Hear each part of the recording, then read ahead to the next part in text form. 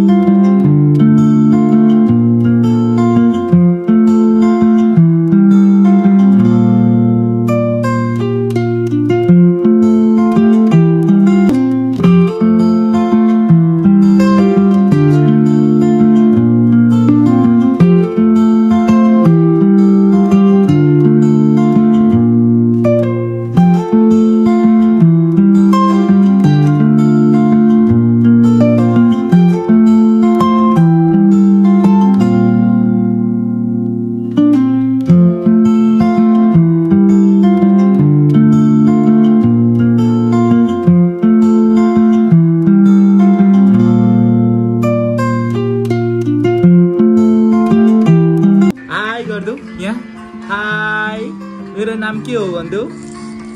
तिम्रो नाम के हो भन्देऊ सियोना के हो तामाङ हो कि मगर हो सियोना तामाङ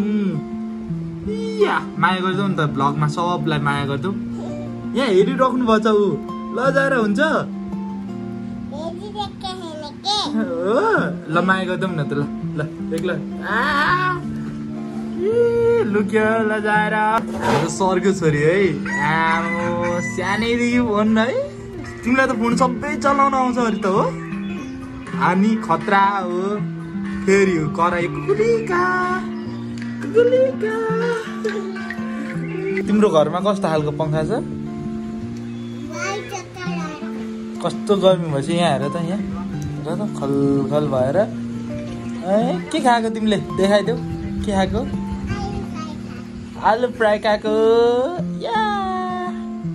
सरको चाहिँ हजुरआमा खस्नु भएर पुरै खाना पनि यही खाजा पनि यही सल बिनाको कोबी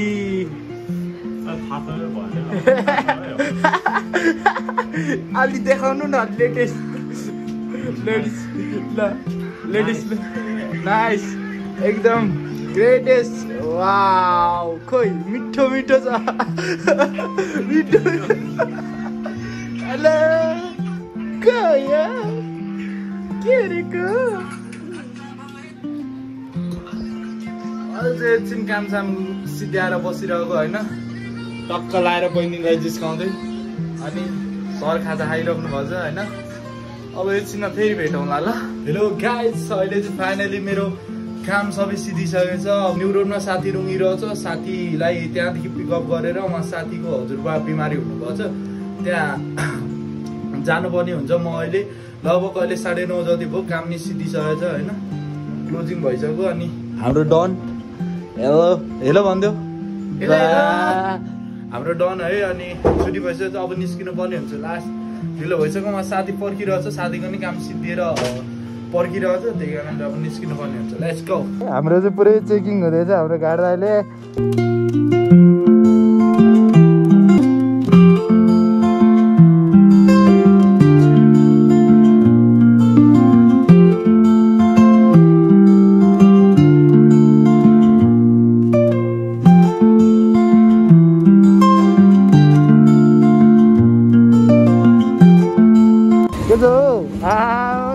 भइसक्यो ए हामी पनि भर्खर कामदेखि सकेको ल हाम्रो त त्यही हो सकेको हाल्यो भने 2 दिन पुग्छ नअब हामीलाई त्यति भएपछि कतिलाई थाहा होला यहाँ बसन्तपुरहरू हिँड्ने मान्छेलाई अब आयो नि त हामी मेन बसन्तपुर छु लाइट यताउति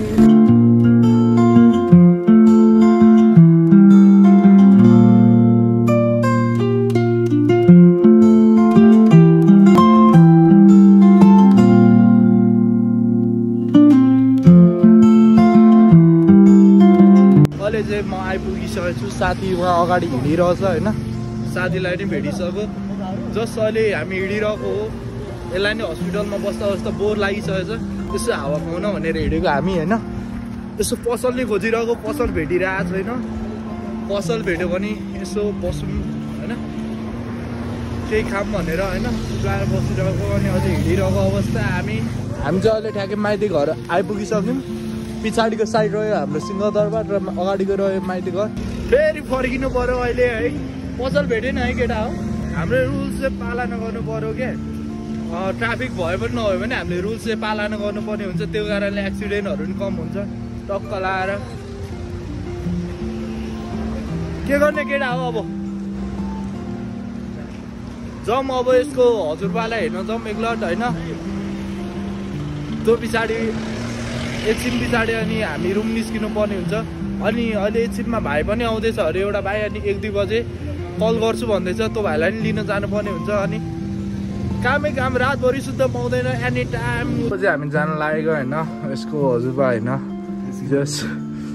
सिकिस्त हुनुहुन्छ अरे हजुरबाजे हेर्न पाउँदैन होइन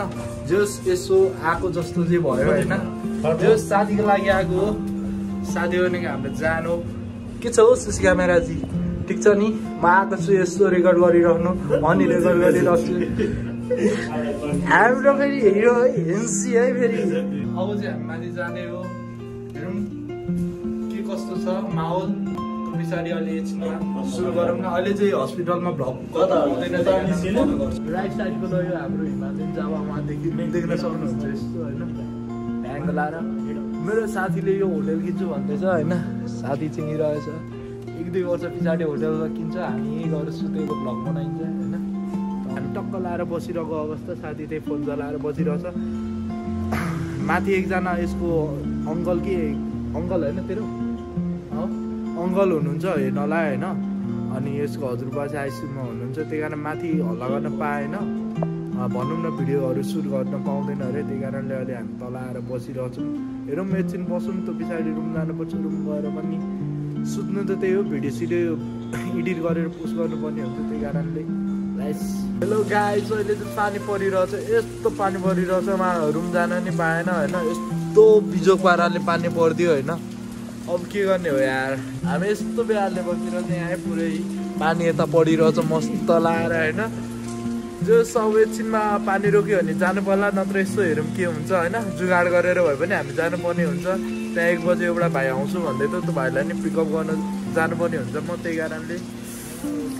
अब निन्द्रा पुगेको छैन निन्द्रा सुत्नु पर्ने थियो अब कतिखेर हो जस वेट गरौँ पानी होप गरौँ पानी रोकियोस् भनेर अहिले चाहिँ पानी भर्खर रोकिसकेछ है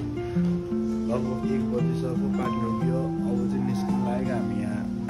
साथीलाई यहीँ सुतिसक्यो होइन हामी चाहिँ अब निस्किनु लागेको रुमतिर 1 बजिसकेछ अब गएर सुत्नुपर्ने हुन्छ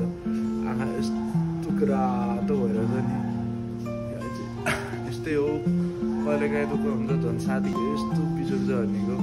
कस्तो रिस उठिरहेछ त्यो ठाउँमा यहाँ म भए चाहिँ सक्दिनँ थियो होला के गर्नु अब बिमारी भएपछि त्यसको नि अब गाह्रै छ अब हेर्नै पर्यो